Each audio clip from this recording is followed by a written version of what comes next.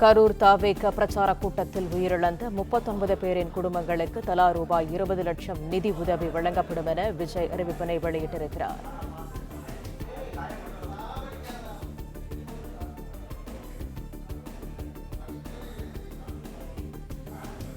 விரிவான தகவல்களை தருகிறார் எமது செய்தியாளர் ராஜகுமரன். முழு விவரங்கள். கரூரில் நேற்று தமிழக வெற்றி கழக தலைவர் விஜய் மேற்கொண்டிருந்த தேர்தல் பரப்புரையிலே 39 பேர் நெரிசலில் சிக்கி மூச்சு திணறி உயிரிழந்திருக்கின்றார்கள். இந்தவர்களுடைய எந்தவிதமான கேள்விகளையும் எதிர்கொள்ளாமல் VIP வாயில் வழியாக புறப்பட்டு சென்று விட்டார். இன்றும் அவருடைய வீட்டுக்கு காவல்துறை பாதுகாப்பு, துணை ராணுவப்படை பாதுகாப்பு உள்ளிட்டவை எல்லாம் வழங்கப்பட்டிருக்கின்றன. சம்பவம் நடந்து முடிந்து பல்வேறு முக்கிய அரசியல் கட்சியினுடைய தலைவர்கள் நேரில் சென்று உயிரிழந்தவர்கள் குடும்பத்தினருக்கு ஆறுதல் தெரிவித்து வருகின்றார்கள். முதலமைச்சர், துணை முதலமைச்சர், எதிர்க்கட்சி தலைவர், தமிழகத்தில் இருக்கக்கூடிய அனைத்து கட்சிகளுடைய தலைவர்களும் நேரில் சென்று கரூரிலே முகாமிட்டு தற்பொழுது அங்கு நடந்து கொண்டிருக்கக்கூடிய அந்த மீட்பு பணிகள், காயமடைந்தவர்களுக்கு வழங்கப்பட்டு வரக்கூடிய சிகிச்சை முறைகள், மேலும் இறந்தவர்களுடைய உடலை அடக்கம் செய்வதற்கான பணிகளை மேற்பார்வையிட்டு வரக்கூடிய நிலையில் தமிழக வெற்றி கழகத்தின் சார்பில் யாருமே மருத்துவமனைக்கு செல்லவில்லை என்று சொல்லப்பட்டிருக்கின்றது. அதேபோன்று தாவேகா தலைவர் விஜயும் தன்னுடைய தரப்பிலிருந்து இதுவரை எந்த விளக்கமும் தரவில்லை என்று கூறப்பட்டிருந்த நிலையில்தான் தன்னுடைய சமூக வலைதள பக்கத்தின் மூலமாக உயிரிழந்தவர்களுக்கு 20 லட்சம் ரூபாய் தரக்கூடிய விதமாக அவர்களுடைய குடும்ப உறவினர்களுக்கு வழங்கப்படும் என்ற ஒரு தகவலை தற்பொழுது விஜய் வெளியிட்டிருக்கின்றார். அதன்படி விஜயினுடைய இந்த கடிதத்திலே என் நெஞ்சில் கூடியிருக்கும் அனைவருக்கும் வணக்கம் என தொடங்கி இருக்கக்கூடிய தாவேகா தலைவர் விஜய் கற்பனைக்கும் எட்டாத வகையில் கரூரில் நேற்று நிகழ்ந்ததை நினைத்து இதயமும் மனதும் மிக மிக கனத்து போயிருக்கும் சூழல், நம் உறவுகளை இழந்து தவிக்கும் பெருந்துயர்மிகு மனநிலையில் என் மனம் பட்டுகிற வேதனையை எப்படி சொல்வதென்றே தெரியவில்லை, கண்களும் மனசும் கலங்கி தவிக்கிறேன் என்று அவர் குறிப்பிட்டிருக்கின்றார். நான் சந்தித்த உங்கள் எல்லோருடைய முகங்களும் என் மனதில் வந்து போகின்றன. பாசமும் நேசமும் காட்டக்கூடிய என் உறவுகளை நினைக்க நினைக்க அது என் இதயத்தை மேலும் மேலும் அதன் இடத்தில் இருந்தே நழுவ செய்கின்றது என்று விஜய் பதிவிட்டிருக்கின்றார். என் சொந்தங்களே, நம் உயிரணைய உறவுகளை இழந்து தவிக்கும் உங்களுக்கு சொல்லனா வேதனையுடன் ஆழ்ந்த இரங்கலை தெரிவித்துக் கொள்கிற அதே வேளையில் இப்பெரும் சோகத்தை உங்கள் மனதிற்கு நெருக்கமாக நின்று பகிர்ந்து கொள்கிறேன். நமக்கு ஈடு செய்யவே இயலாத இழப்புதான் இது. யார் ஆறுதல் சொன்னாலும் நம் உறவுகளின் இழப்பை தாங்கவே இயலாதுதான் என்றும் குறிப்பிட்டிருக்கின்றார். இருந்தும் உங்கள் குடும்பத்தில் ஒருவனாக உறவினை இழந்து தவிக்கும் நம் சொந்தங்களின் குடும்பம் ஒவ்வொன்றுக்கும் தலா 20 லட்சம் ரூபாயும், காயமடைந்து சிகிச்சை பெற்று வருவோருக்கு தலா 2 லட்சம் ரூபாயும் அளிப்பதற்கு எண்ணுகின்றேன் என்றும் குறிப்பிட்டிருக்கின்றார். இழப்பிற்கு முன்னால் இது ஒரு பெரும் தொகை அன்றுதான். இருந்தும் இந்த நேரத்தில் என்னுடைய உறவுகளான உங்களுடன் மனம் பற்றி நிற்க வேண்டியது உங்கள் குடும்பத்தை சேர்ந்தவனாக என்னுடைய கடமை என்று தாவேகா தலைவர் விஜய் தன்னுடைய இந்த பதிவில் குறிப்பிட்டிருக்கின்றார். அதே போல காயமடைந்து சிகிச்சை பெற்று வரக்கூடிய அனைத்து உறவுகளும் மிக விரைவில் குணமடைந்து வீடு திரும்ப இறைவனை வேண்டிக் கொள்கிறேன் எனவும், சிகிச்சையில் இருக்கக்கூடிய நம் உறவுகள் அனைவருக்கும் அனைத்து உதவிகளையும் நம் தமிழக வெற்றி கழகம் உறுதியாக செய்யும் என்பதையும் தெரிவித்துக் கொள்கிறேன் என்றும் குறிப்பிட்டிருக்கக்கூடிய தாவேகா தலைவர் விஜய், இறைவன் அருளால் அனைத்தில் இருந்தும் நாம் மீண்டு வர முயற்சிப்போம் என்றும் குறிப்பிட்டிருக்கின்றார். ஏற்கனவே தமிழ்நாடு அரசு சார்பில் உயிரிழந்திருக்கக்கூடியவர்களுடைய குடும்ப உறவினர்களுக்கு 10 லட்சம் ரூபாய் நிவாரணமாக இழப்பீடாக வழங்கப்படும் எனவும், காயமடைந்தவர்களுக்கு 1 லட்சம் ரூபாய் வழங்கப்படும் எனவும் முதலமைச்சர் நேற்று அறிவிப்பினை வெளியிட்டிருந்தார்.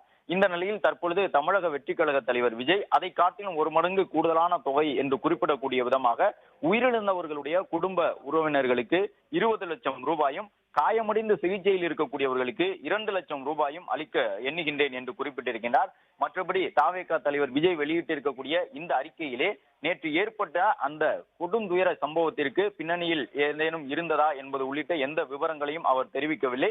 யார் மீதும் அரசியல் ரீதியிலான விமர்சனத்தை முன்வைக்கவில்லை. இடம் கொடுத்ததில் எனக்கு பாரபட்சம் காட்டப்பட்டது என்றோ, அல்லது காவல்துறை பாதுகாப்பு முழுமையாக எனக்கு வழங்கப்படவில்லை என்றோ, அந்த கூட்டத்தை கட்டுப்படுத்துவதற்கு காவல்துறையினர் முயற்சிக்கவில்லை என்றோ எந்த விதமான விமர்சனங்களையும் அதற்கான காரணங்களையும், நேற்று நடைபெற்ற சம்பவம் தொடர்பான காரணங்களையும் அவர் குறிப்பிட்டு சொல்லவில்லை. அதே நேரம் கற்பனைக்கும் எட்டாத வகையிலே நடந்திருந்த அந்த நிகழ்வுகளை நினைத்து நான் மிகவும் கனத்து போயிருக்கின்றேன் என்று குறிப்பிட்டிருக்கின்றார். அதே நேரம் எந்த வகையிலும் இந்த சம்பவத்திற்கு நான் மன்னிப்பு கேட்டுக்கொள்கிறேன் என்பதாக நேரடியாக அவர் எந்த கருத்தையும் சொல்லவில்லை என்பதும் இந்த பதிவில் இருந்து தெரிந்து கொள்ள முடிகின்றது. எனவே விஜயினுடைய அடுத்த கட்ட நகர்வு என்ன என்பது ஒரு பெரும் கேள்விக்குள்ளாகி இருக்கின்றது. ஒரு பக்கம் தன்னுடைய கட்சியினுடைய வழக்கறிஞர் அணி செயலாளர் மூலமாக சிபிஐ விசாரணை கேட்டு நீதிமன்றத்தை அவர் நாட இருக்கின்றார். இன்னொரு பக்கம் இந்த பதிவிலே மிக நீண்டதாக அவர் வெளியிட்டிருக்கக்கூடிய பதிவிலே நேற்று நடைபெற்ற அந்த நிகழ்வுக்காக மன்னிப்பு கேட்டுக் கொள்கிறேன் என்பதாக எந்த ஒரு இடத்திலும் அவர் பதிவிடவில்லை. ஆனால் நடைபெற்றிருந்த சம்பவம் தன்னை மிகவும் வருந்த வைத்திருக்கின்றது என்பதை குறிப்பிட்டு சொல்லியிருக்கின்றார். கற்பனைக்கும் எட்டாத வகையிலே கரூரில் நேற்று நிகழ்ந்ததை நினைத்து இதயமும் மனதும் மிக மிக கனத்து போயிருக்கின்றது என்று குறிப்பிட்டிருக்கின்றார். நம் உறவுகளை இழந்து தவிக்கக்கூடிய பெருந்துயர்மிகு மனநிலையிலே என் மனம் படுகின்ற வேதனையை எப்படி சொல்வது என்றே தெரியவில்லை. கண்களும் மனமும் கலங்கி தவிக்கின்றேன் என்று மட்டும் தன்னுடைய மனதில் இருக்கக்கூடிய அந்த மனக்காயத்தை விஜய் வெளியிட்டிருக்கின்றார். நேற்று நடைபெற்ற அந்த நிகழ்வு தொடர்பாக எந்த விதமான அரசியல் விமர்சனத்தையும் தன்னுடைய பதிவிலே விஜய் முன்வைக்கவில்லை. விஜய் தன்னுடைய தேர்தல் பரப்புரையில் பேசும் பொழுது கூட பலமுறை முறையான பாதுகாப்பு தரவில்லை, நாங்கள் கேட்கும் நேரத்தில் அனுமதி தருவதில்லை, கடைசி நேரத்தில் அனுமதி தருகின்றார்கள், நாங்கள் கேட்கும் இடத்தில் பேசுவதற்கு அனுமதிக்கப்படவில்லை என்பதாக பல விமர்சனங்களை தெரிவித்திருக்கின்றார்.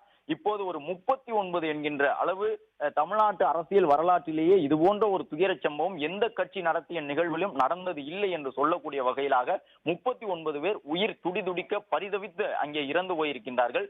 ஏராளமானவர்கள் காயமடைந்திருக்கின்றார்கள். தன்னுடைய குழந்தையை இழந்தவர்கள் அந்த கை குழந்தையை கையோடு தூக்கி வந்து தரையில் போட்டுவிட்டு அழக்கூடிய காட்சிகள் இருக்கின்றன.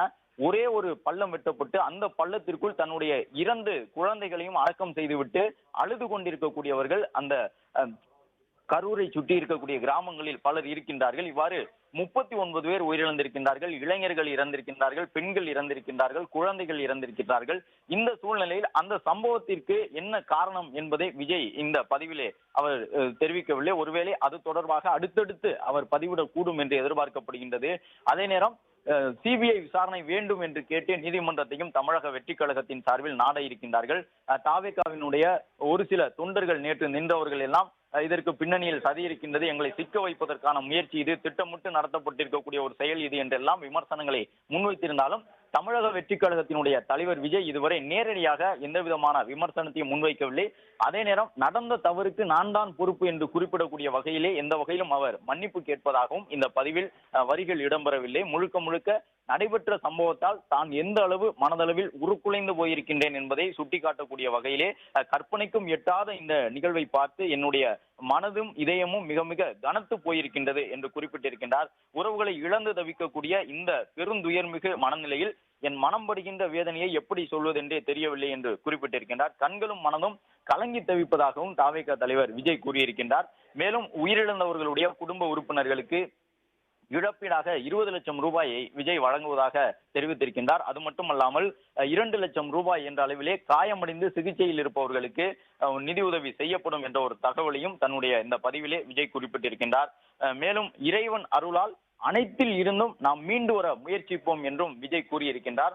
விஜய் தொடர்ந்து மக்களை சந்தித்து வரக்கூடிய சூழ்நிலையில் தான் இந்த மிகப்பெரிய விபத்து ஏற்பட்டிருக்கின்றது. நேற்று இரவு கரூரிலே அவர் தேர்தல் பரப்புரை ஆற்றும் பொழுதே அடுத்தடுத்த ஆம்புலன்ஸ் வாகனங்கள் அவருடைய தேர்தல் பரப்புரை வாகனத்தை ஒட்டி சென்றது. அப்பொழுதே விஜய் கேட்டார், என்ன ஏதேனும் மயக்கம் அடைந்திருக்கின்றார்களா என்பதெல்லாம் கேட்டார். ஆனால் அந்த நிகழ்வு நடந்து முடிந்த பிறகு விஜய் மீண்டும் அங்கே செல்வாரா, குறிப்பாக தமிழக வெற்றி கழகத்தினுடைய 2ஆம் கட்ட நிர்வாகிகள் யாரேனும் மருத்துவமனைக்கு சென்று மருத்துவமனையில் இருந்தவர்களுக்கு எப்படி சிகிச்சை வழங்கப்படுகின்றது, அங்கே பரிதவித்து நின்ற தங்களுடைய தொண்டர்களுக்கு ஏதேனும் ஆறுதல் கூறுவார்களா என்றெல்லாம் பல்வேறு கேள்விகள் இருந்தன, எதிர்பார்ப்புகள் இருந்தன.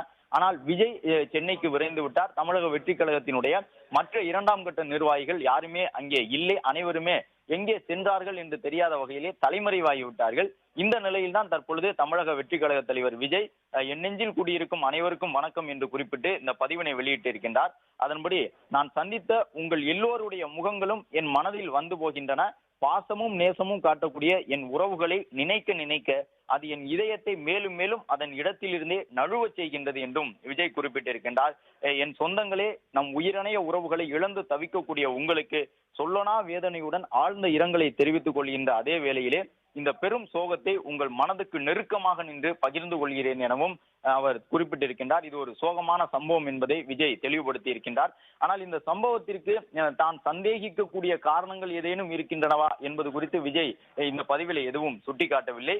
அதுபோன்ற ஒரு பதிவுகள் அவரிடமிருந்து வரக்கூடும் என்றாலும் கூட இந்த தருணத்திலே அவர் சொல்லியிருப்பது நடைபெற்று முடிந்த சம்பவத்தால் மிகப்பெரிய அளவிலே மனம் காயமடைந்திருக்கின்றேன், கனத்த மனதோடு இந்த பதிவை வெளியிட்டிருக்கின்றேன் என்பதை விஜய் சொல்லியிருக்கின்றார்.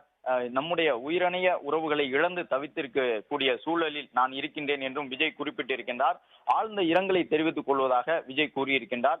இந்த பெரும் சோகத்தை உங்கள் மனதுக்கு நெருக்கமாக நின்று பகிர்ந்து கொள்கின்றேன் என்று விஜய் பதிவிட்டிருக்கின்றார். நமக்கு ஈடு செய்ய இயலாத இழப்பு தான் இது எனவும், யார் ஆறுதல் சொன்னாலும் நம் உறவுகளின் இழப்பை தாங்கவே இயலாதுதான் என்றும் விஜய் குறிப்பிட்டிருக்கின்றார். ஆனாலும் உங்கள் குடும்பத்தில் ஒருவனாக உறவினை இழந்து தவிக்கக்கூடிய நம் சொந்தங்களின் குடும்பம் ஒவ்வொன்றுக்கும் தலா 20 லட்சம் ரூபாயும், காயமடைந்து சிகிச்சை பெற்று வருவோருக்கு தலா 2 லட்சம் ரூபாயும் அளிக்க எண்ணுகிறேன் எனவும், இழப்பிற்கு முன்னால் இது ஒரு பெரும் தொகை அன்றுதான் இருந்தும் இந்த நேரத்தில் என்னுடைய உறவுகளான உங்களுடன் மனம் பற்றி நிற்க வேண்டியது உங்கள் குடும்பத்தை சேர்ந்தவனான என்னுடைய கடமை என்றும் விஜய் பதிவிட்டுள்ளார். பிளே ஸ்டோர் மற்றும் ஆப் ஸ்டோரில் இருந்து பாலிமர் செயலியை QR கோடு மூலம் பதிவிறக்கம் செய்யுங்கள். செய்திகளை உடனுக்குடன் பெறுங்கள்.